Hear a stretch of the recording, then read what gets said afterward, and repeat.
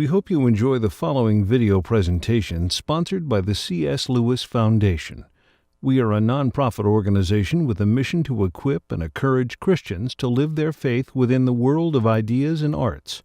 To help us continue to host events and make videos like this one, please make a donation after viewing the video by going to www.cslewis.org or clicking the link below. Thank you. For this reason, I bow my knees before the Father, from whom every family in heaven and on earth takes its name. I pray that according to the riches of his glory, he may grant that you may be strengthened in your inner being with power through his Spirit, and that Christ may dwell in your hearts through faith, as you are being rooted and grounded in love.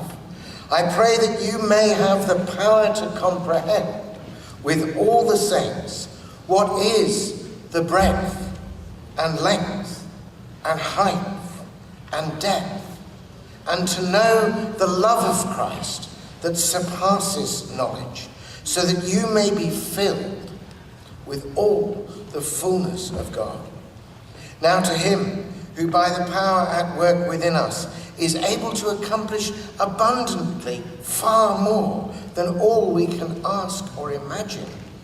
To him be glory in the church and in Christ Jesus to all generations, forever and ever. Amen. And now may the words of my mouth and the meditation of all our hearts be now and always acceptable in thy sight, O Lord, our strength and our Redeemer. Amen.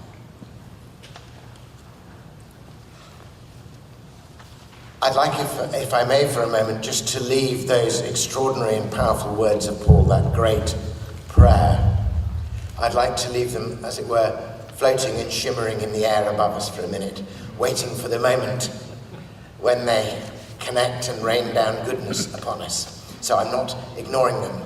I'm letting them float there, and we'll see how they might suddenly come into a clear focus for us. What I'd like to do, though, to begin with, is to pick up from yesterday.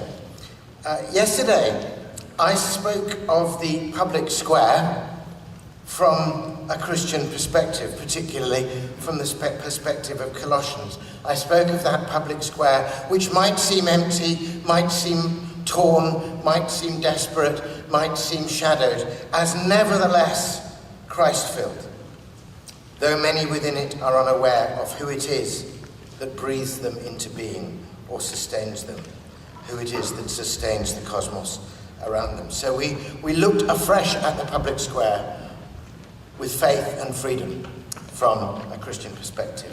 What I want to do now is to look at that same public square from the point of view of the secularist within it, of the person trying by their own lights, but without as yet a glimpse of that light of Christ already shining, but unseen by them, trying in their best way, by their best measure of such wisdom as they have, and developing the ideas, the idées reçues, as the French say, the received ideas that they've been brought up with in an aggressively secular culture, occupying that square and trying to make the best of it. I want to look at that square from that person's point of view. And here, Professor Wolterstorff's address yesterday is very helpful. He spoke of the sharp distinction in the modernist worldview and agenda between all the different autonomous spheres of activity, the splitting up, ironically, in universities themselves, of what was once the Universitatis Literarum, the universal world of discourse in which these things could be in proper conversation with each other. So he spoke of that distinction between how Weber had put his finger on that distinction between the spheres.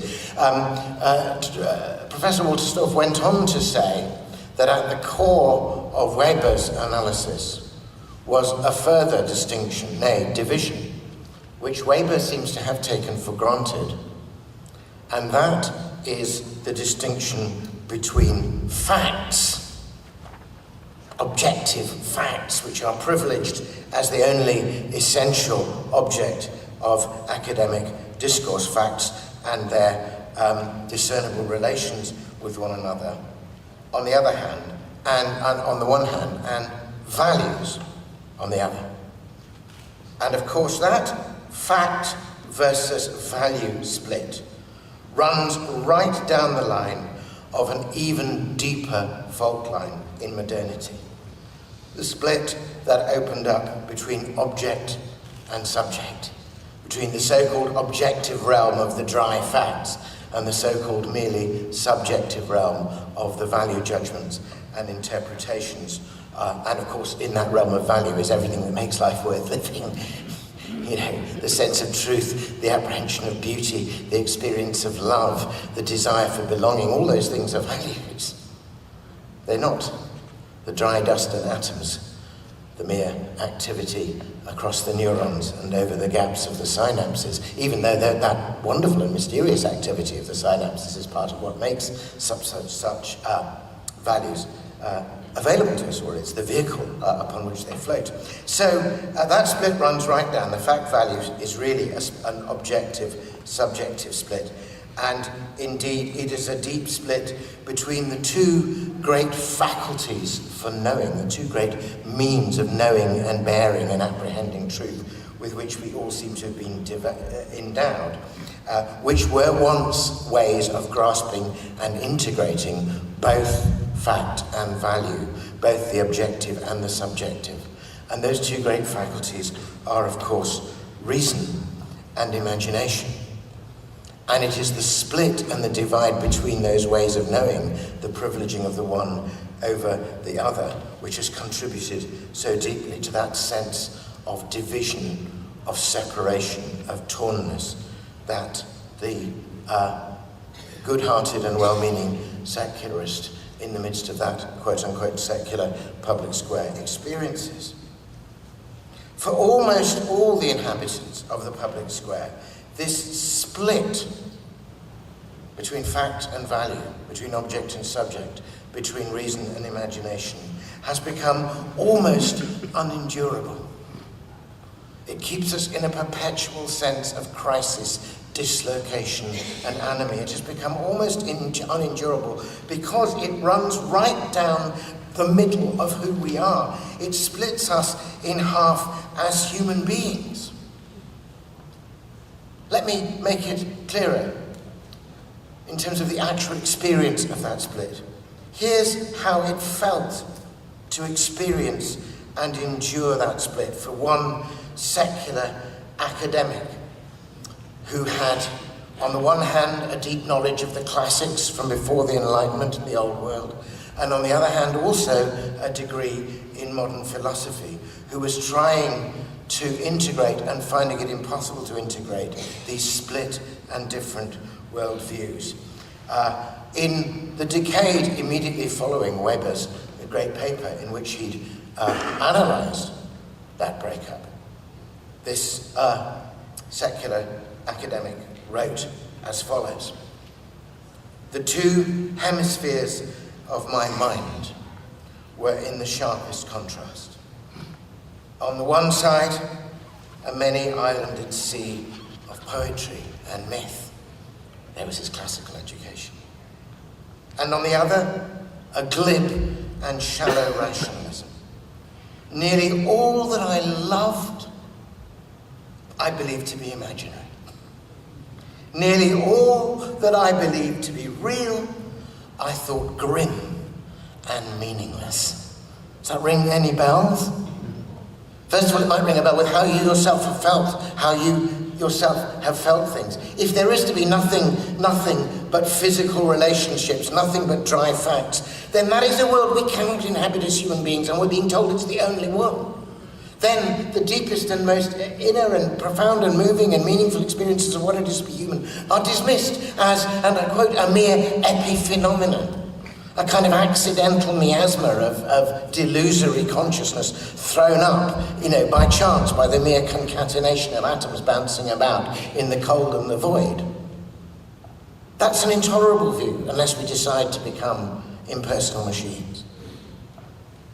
And yet that was the view that we were being asked to accept. How perfectly put. Nearly all that I loved, I believed to be imaginary. Nearly all that I believed to be real, I thought grim and meaningless. Well, that person, reeling from feeling deeply that split and dilemma,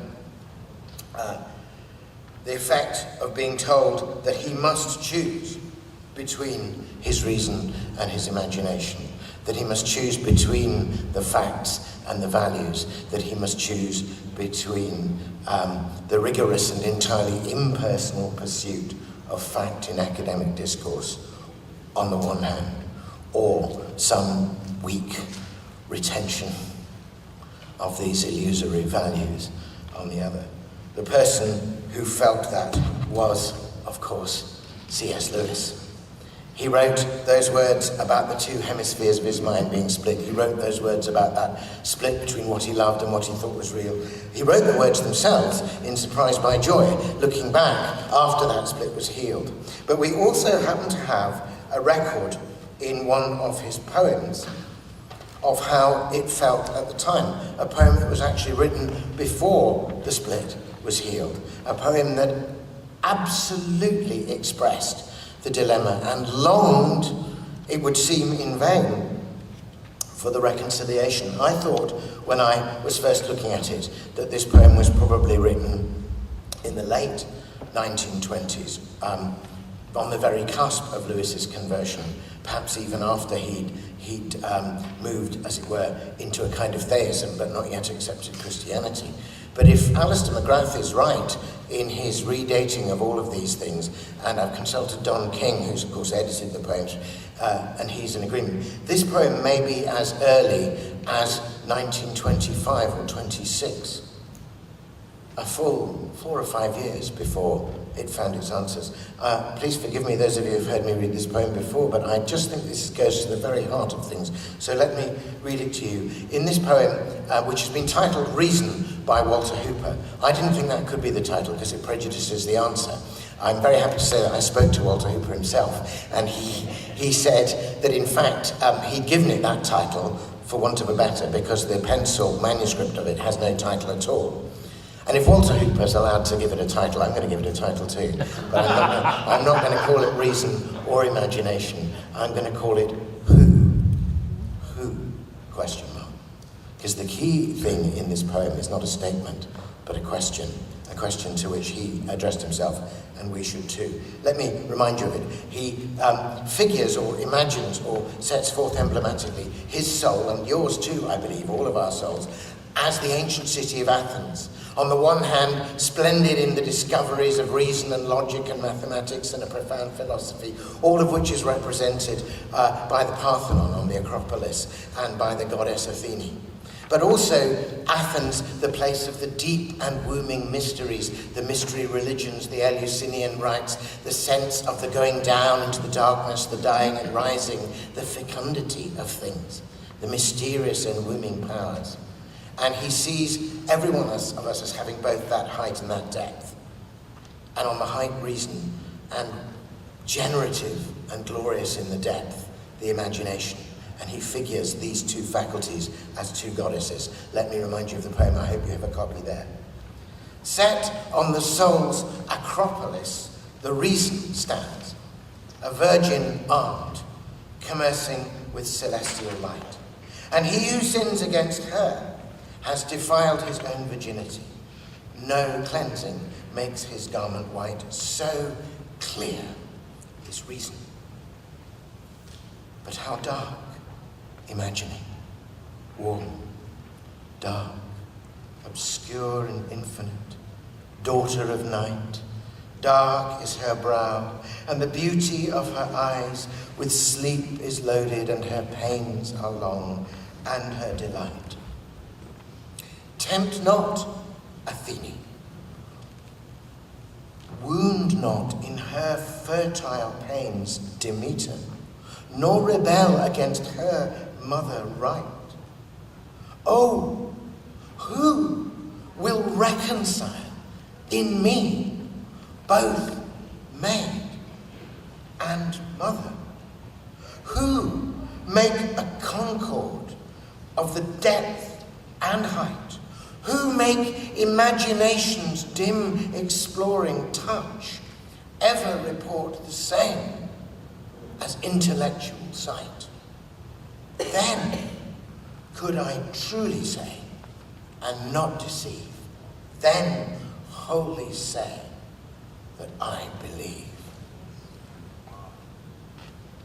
That's both a great imaging forth of what it is to be human and also a great and profound cry of pain.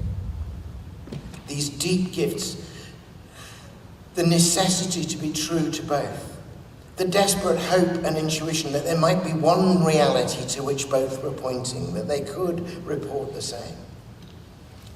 Let it be utterly clear, with the clarity of reason, that when he says, a virgin armed, commercing with celestial light, and he who sins against her has defiled his own virginity. No cleansing makes his garment white, so clear is reason. That C.S. Lewis is being absolutely as rigorous academically as Weber or anybody else could possibly have asked him to be. He is saying a fact is a fact and must be paid attention to.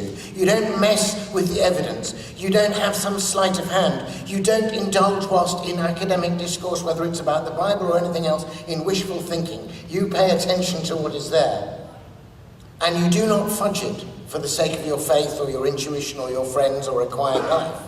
If something is the case, if something you are persuaded by reason is the truth, however inconvenient, then you work with it. That's very clear. And if you once go against that, you've disarmed reason in yourself. You've disabled something of what makes you human. But there are lots of people who say that and then go on to say, their ergo, we are just unwinding genes and selfish enzymes and all the rest of it. But actually, then of course there's a problem about why we then have to stick with this rigorous model of law. Anyway, he's very clear about that. But he doesn't leave it there. He then goes on to say, but how dark imagining, warm, dark, obscure and infinite. He produces this sense of all new developments, actually all new thought, all new theories come out of a kind of woming darkness. There's something forming that we're scarcely aware of. There's something being presented to us. There's a shape being made possible. We grasp it. Shakespeare put it so beautifully earlier on in Midsummer Night's Dream. Imagination apprehends more than cool reason ever comprehends. Not to say that we don't need both, but sometimes imagination gets there first. And all the great scientists will say this, that there's a kind of imaginative leap in the making of a model. So we mustn't ignore imagination either. We must not wound her in her fertile pains. I love that, her pains along and her delight. There's not only the sense of labour pains, there's not only the sense of the pain often of having a vivid imagination that you feel empathically so much of the hurt of the world, but there's also the sense of the artist taking pains, taking care, making something beautiful. But at the time he writes this, Demeter is telling him one thing, apparently. Athene is telling him another. He knows they're both goddesses. He knows they're both powers of his soul. Who will reconcile them? He cries out in agony. Can there be one who reconciles, who makes a concord of the depth and height, the maid and mother, the reason and imagination, the intuition and the objective fact? How might that happen?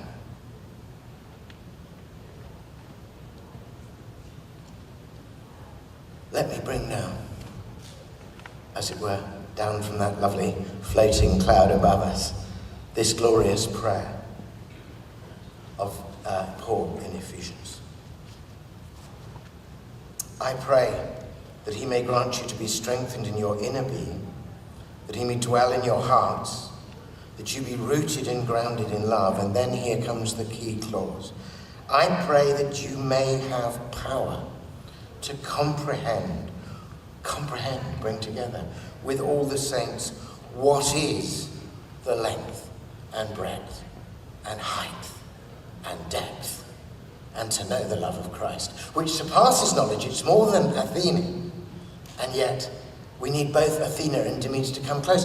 And this, of course, is also fulfillment of Colossians, that he would reconcile all things, things in heaven and things on earth, that he would make a union and a concord.